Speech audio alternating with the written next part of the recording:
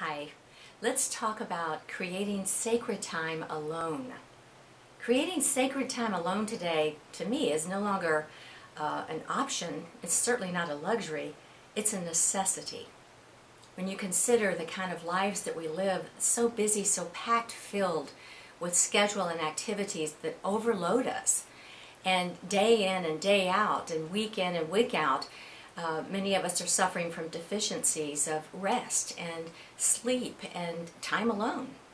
So as we experience these days of accumulated energy rushes that come through, we want to focus now on creating sacred time alone. Why do I use the word sacred? It's not just time alone. There is a sacredness that needs to come in to our lives, that the sacredness has a healing value. And this is a magnificent way of loving yourself. Magnificent. It contributes to your health, to avoid the stress, to de-stress actually. And it contributes to your nervous system. Our nervous systems need to be calm. They need to calm down and to experience what it is to have inner peace once again. We've lost that, many of us. So the benefits are numerous. You might begin by deciding where you'll spend this sacred time alone. Sometimes I'll take a walk, I'll sit under the tree, look at my tree, spend some time in nature, and other times I might be sitting still and just staring outside right here in my office. The beautiful nature and the wind and the birds and the few flowers and the greenery, I love it. It feeds me, it nurtures me.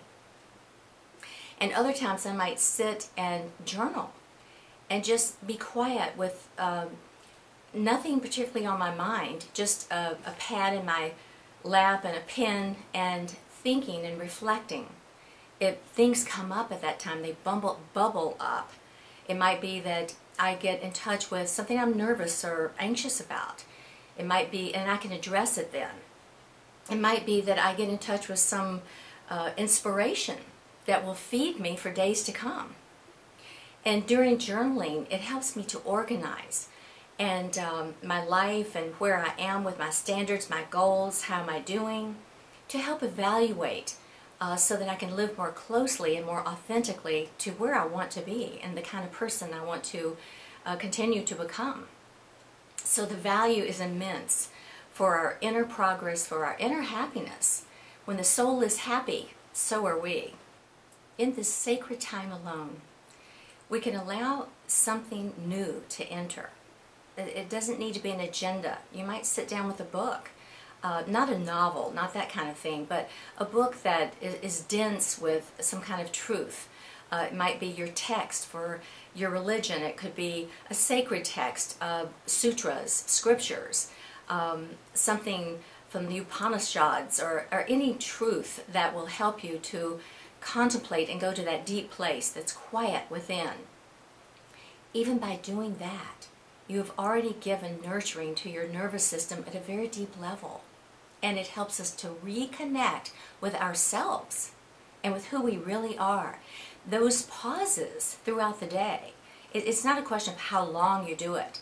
It's a question of doing it effectively and coming into this moment of deep pause to remember who you are and to lock in that beautiful energy into your nervous system and to allow the mind to become quiet from all the busyness. To me, it's like thinking of the ocean, and I love to be a bottom dweller.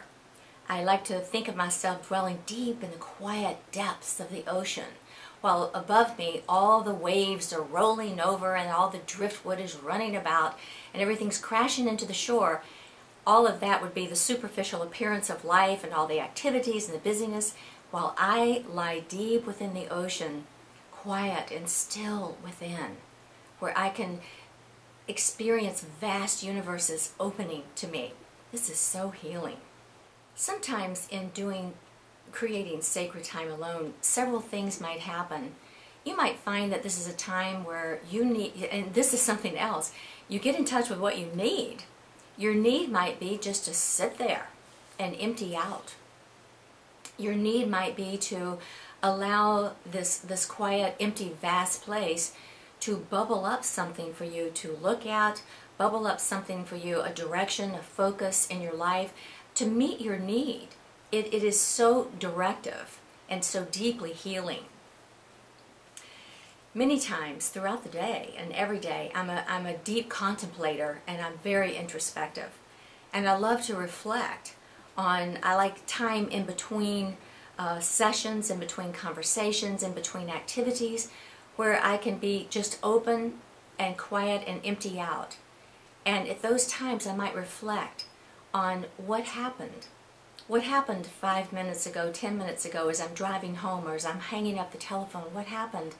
Just so I can listen intuitively to God or divine source or divine love, whatever you want to call that universal, glorious creator of us all. And I turn to that source just to check in and be open to listen and allow whatever needs to come in as an interpretation. I love to have interpretation of everything that's happening. I don't consider myself so intelligent and so wise as to know exactly what the interpretation is, but as I live deeply and allow the interpretation to come to me throughout the day, many times I can live deeply with the truth of, and live in that truth, which is a very powerful healing place. This is the love that you deserve.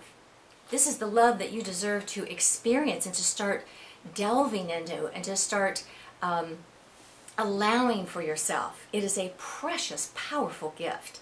I want this for you. I want you to experience this much love, this much depth, this much value to your life and to your happiness and to your nervous system. So I wish you well as you go forward and create sacred time alone today.